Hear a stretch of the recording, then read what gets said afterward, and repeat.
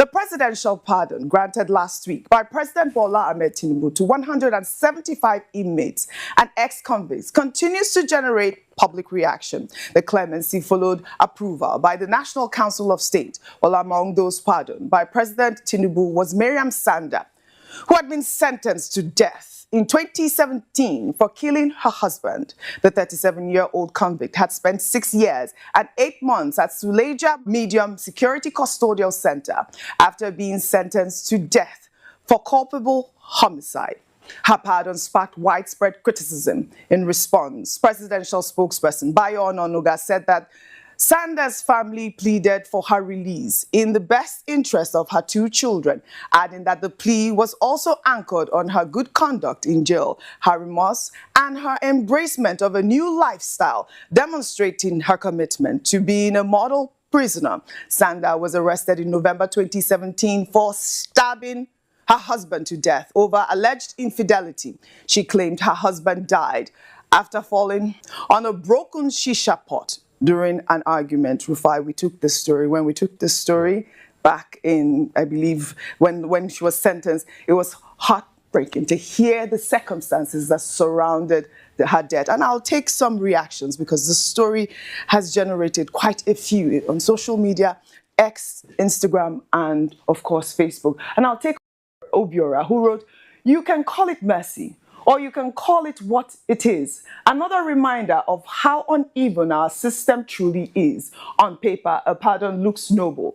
A show of compassion, a second chance, the image of a just leader extending grace. But in a country where justice bends for the powerful, mercy stops feeling like principle and starts to look like privilege.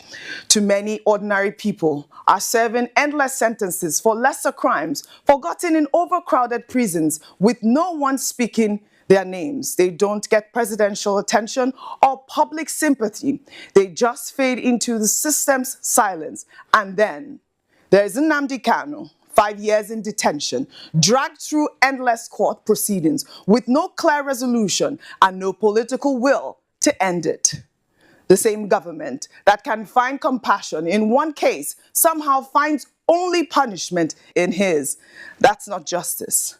That's selective morality." Rufai, we had Honorable Obia Agwocha on the morning show yesterday, and he, touched on this particular Twitter user's comment, the fact that, the only thing that Nnamdi Kanu is looking for is a release so that they could attend to his health. And, this sort of conversation of who gets pardon or not is, the sort of conversation I'd like us to have. I'll take another expose before I come to you. And this is from Awele, who wrote, "Was the family of the late Bl0w, that's her husband, consulted and in agreement before his killer, Mariam Sanda, is being granted pardon?" That's the question. The reason for her pardon is vexatious. The late Bl0w had his life cruelly cut short.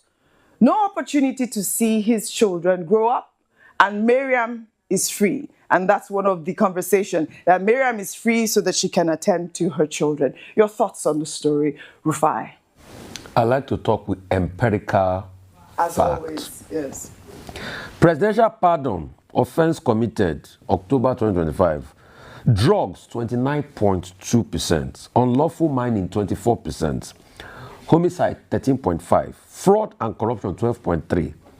Hijacking, 5.3%. Firearms, 2.3%. Robbery and theft, 2.3%. Human trafficking, 1.8%. You see, at these rates, let's all go mad together.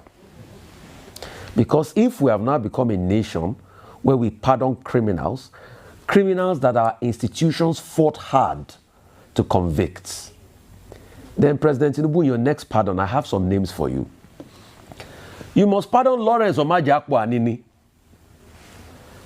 You must pardon Oyenusi, the criminal. You must pardon Shekau. Look at the joke Nigeria has become. You pardon all these people that have perpetrated heinous crimes, then you now have to drag the name of Herbert Macaulay in it to make it look legitimate.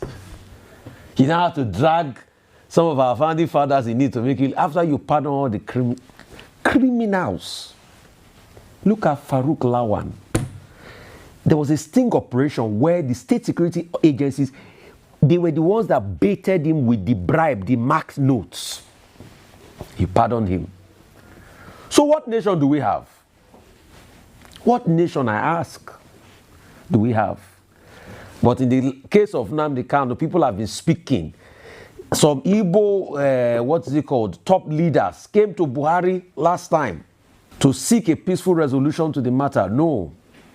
Nnamdi Kanu is not being granted access to see doctors. This one, they're not even asking for pardon, access to see doctors.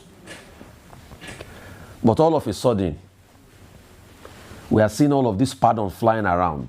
So what lessons do we want for children, the generations yet unborn? A woman, we took the story here, planned the attack for good measure, also lacerated the husband's body. You say you talk to the woman's family before you pass. So the husband family, they have nothing. How would the husband family feel today? And that's the right question. See, the prerogative of mercy is expected that a president will be able to, dispense that prerogative reasonably. But as it is today, like somebody was saying today, I think they should be adding civil society so that we can circumvent the names brought forward. You see, our nation has just become a joke where anything happens. At this rate, we'll start pardoning certificate forgers if they will not even give themselves pardon already. Right. So what kind of nation are we living in? What kind of generation do we want to give? What kind of country? How would they give themselves pardon? Tell me. How would they pardon themselves once they forge the certificates?